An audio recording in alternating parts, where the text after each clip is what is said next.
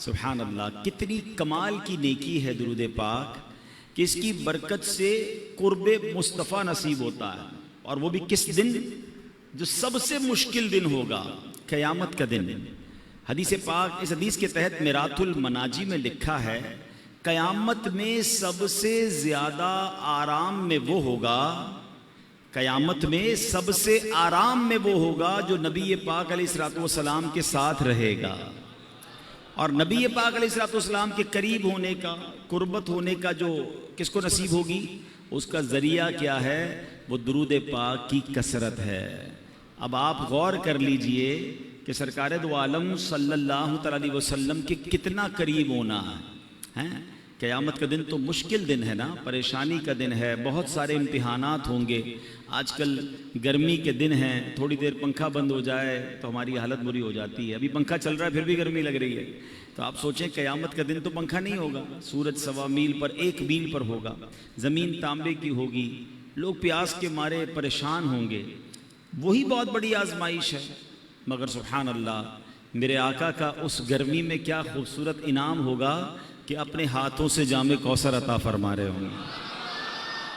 اچھا، آج کی گرمی میں ایک اور بھی ہمیں پرابلم ہوتی ہے کہ پانی پیئے پھر تھوڑی دیر بعد پیاس لگ جاتی ہے، تھوڑی دیر پہلے پانی پیا ہوتا ہے پھر پیاس لگ جاتی ہے۔ آپ سوچیں قیامت کی گرمی میں کتنی پیاس لگے گی، بڑی مشکل سے اگر جام کوثر مل گیا تو دوبارہ کیسے ملے گا؟ تو سبحان اللہ، میرے رب کی رحمت کا انتظام دیکھیں کہ یہ جو جام آب کوثر ہے نا، یہ وہ خوبصورت حوض ہے جو نبی پاک اپنے ہاتھوں سے اپنے غلاموں کو جام تقسیم فرمائیں گے۔ تو فرمایا یہ ایسا پانی ہے، جمعے کے خطبے میں آپ ایک جملہ سنتے ہوں گے، شربتن ہنیئتم مریئا لا نظمع بعدہ ابدا۔ فرمایا یہ ایسا شربت ہے جو ایک بار پی لے گا اس کو پھر کبھی پیاس ہی نہیں لگے گی۔ تو اب جو نبی پاک کے قریب ہو جائے گا تو اس کو تو جام کوثر آسانی سے مل جائے گا نا، باقی لوگ تو بہت بڑا رش ہوگا، مگر درود پاک پڑھنے والا آقا کے قریب ہوگا تو انشاءاللہ گرمی کا علاج بھی ہو جائے گا۔ اعلیٰ حضرت لکھتے ہیں نا، ٹھنڈا ٹھنڈا میٹھا میٹھا، ٹھنڈا ٹھنڈا اور میٹھا میٹھا پیتے ہم ہیں، پلاتے یہ ہیں صلی اللہ۔ اچھا، ایک پرابلم نہیں ہوگی، پرابلم بہت ساری ہیں۔ اس دن نامہ اعمال کھولے جائیں گے۔ اچھا، ہمیں پہلے ہی پتہ ہے ہمارے اعمال نامے میں اتنے گناہ ہیں، اتنی خطائیں ہیں، سب کے سامنے کھل گئے تو پردہ کھل جائے گا، عیب کھل جائیں گے، شرمندہ ہو جائیں گے۔ مگر سنو میرے آقا کیسے کریم ہیں۔ اعلیٰ حضرت کہتے ہیں، رنگے بے رنگوں کا پردہ، ہم رنگے بے رنگوں کا پردہ، دامن ڈھک کے چھپاتے یہ ہیں صلی اللہ۔ اپنی بنی ہم آپ بگاڑے، اپنی بنی ہم آپ بگاڑے، کون بنائے بناتے یہ ہیں صلی اللہ۔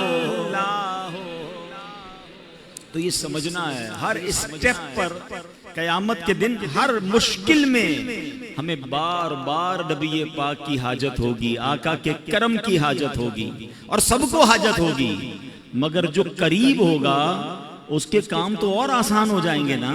تو پیارے آقا علیہ الصلوۃ والسلام کے بروز قیامت قریب ہونا یہ بہت ساری پرابلم کا سولوشن ہے۔ پل صراط سے گزرنا ہے، سلم، وہاں پر لوگ کٹ کٹ کر جہنم میں گر رہے ہوں گے۔ کتنا خطرناک پل ہے، تلوار سے زیادہ تیز ہے، بال سے زیادہ باریک ہے، مگر آپ کو پتہ ہے میرے آقا کتنے کریم ہیں اپنے امتیوں کے لیے۔ اسی پل کے کنارے رب کی بارگاہ میں سجدہ فرمائیں گے اور کیا عرض کریں گے، سلم امتی، سلم یا رب میری امت کو سلامتی کے ساتھ گزار دے۔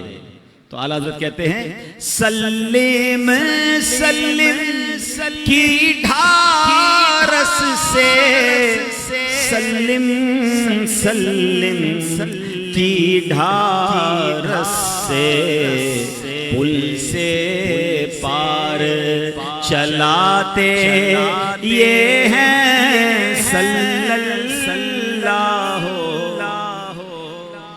تو بس اب نیت کر لیں کہ انشاءاللہ کثرت کے ساتھ درود پاک پڑھیں گے. آپ کو ایک تصور دینا چاہتا ہوں، ایک امیجنیشن دینا چاہتا ہوں. کبھی کبھی موقع ملے نا، پیدل چلتے ہوئے اگر درود پاک پڑھ رہے ہیں، اکیلے کہیں ہیں، تھوڑی دیر کے لیے آنکھیں بند کریں اور تصور جمائیں کہ میدان محشر ہے، اربوں لوگ موجود ہیں اور میرے آقا ایک جگہ پر جلوہ فرما ہے. میں جتنے درود پڑھتا جا رہا ہوں اتنے قدم نبی پاک کے پاس ہوتا جا رہا ہوں. یہی حدیث میں ہے نا، جتنے زیادہ درود پڑھے ہوں گے وہ اتنا قریب ہوگا. تو اب آپ درود پڑھتے جائیں اور یہ تصور کریں کہ میں جتنے پڑھ رہا ہوں اتنے قدم میں نبی پاک کے قریب ہو رہا ہوں.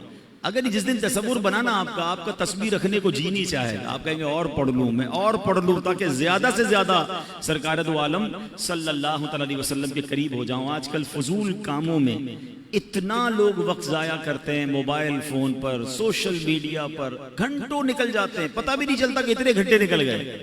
سوچیں اگر اس وقت سے وقت نکال کر درود پاک پڑھ لیں، کلمہ پاک پڑھ لیں. کلمہ پاک بھی کتنا پیارا وظیفہ، آپ کو پتہ ہے؟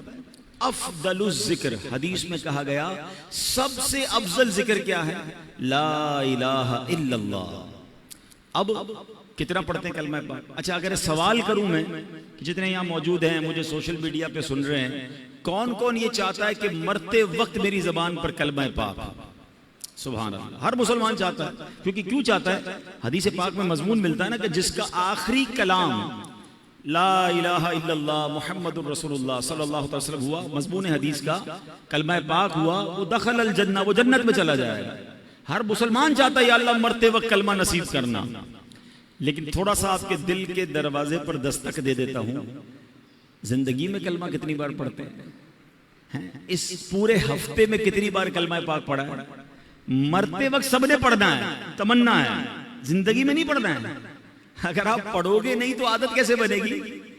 آپ خود سوچیں نا، ایک ایک ہفتہ گزر گیا شاید 5-6 بار بھی کلمہ پاک نہیں پڑھا ہوگا. مہینہ گزر گیا ایک تسبیح پوری نہیں پڑھی ہوگی، حالانکہ افضل الذکر کہا گیا. تو پلیز کم از کم 100 دانے کی تسبیح کلمہ پاک کی پڑھ لیا کریں. ہر کلمے پر انشاءاللہ جنت میں درخت بھی لگا دیا جائے گا. اور اب ایک بزرگ کا کال نہیں بھولتا، بڑا پیارا کال تھا ان کا. وہ کہتے ہیں اپنی زبان کو کلمے کا عادی کر لو، کیونکہ مرتے وقت زبان بھاری ہو جاتی ہے. جب سکرات کا عالم ہوتا ہے نا، زبان سے نکلتا نہیں ہے کچھ. ویسے بھی دنیا میں بھی آپ کو کوئی بہت تکلیف ہو جائے، اللہ نہ کرے کوئی چوٹ لگ جائے، کوئی آپریشن ہو رہا ہو، کوئی کٹ لگ جائے، تو اتنی تکلیف ہوتی ہے کہ پھر بولنے کو جی نہیں چاہتا. سکرات تو بہت زیادہ تکلیف کا وقت ہوتا ہے، بہت زیادہ یوں سمجھیے کہ ٹینشن کا وقت ہوتا ہے. تو بزرگ نے فرمایا کہ اپنی زبان کو کلمے کا ایسا عادی کر لو کہ جب زبان بھاری ہو جائے تب بھی تمہاری زبان سے کلمہ نکل جائے. جو زندگی میں پڑھتا ہی نہیں اس کو مرتے وقت کلمہ کیسے نصیب ہوگا؟ خود سوچے نا. تو عادت ہونی چاہیے روزانہ کلمہ پاک لا الہ الا اللہ محمد الرسول اللہ. یا ایسا کریں کہ 10-12 بار لا الہ الا اللہ پڑھ لے، پھر 2-3 بار محمد الرسول اللہ پورا پڑھ لے. لیکن یہ پڑھتے رہیں، جتنا ہو سکے پڑھتے رہیں، تو انشاءاللہ آپ کو ذکر الہی کا بھی ثواب ملے گا اور کلمہ پاک کی برکتیں نصیب ہوں گی. آئیے مل کر محبت کے ساتھ بآواز بلند درود پاک پڑھ لیں. صلو علی الحبیب.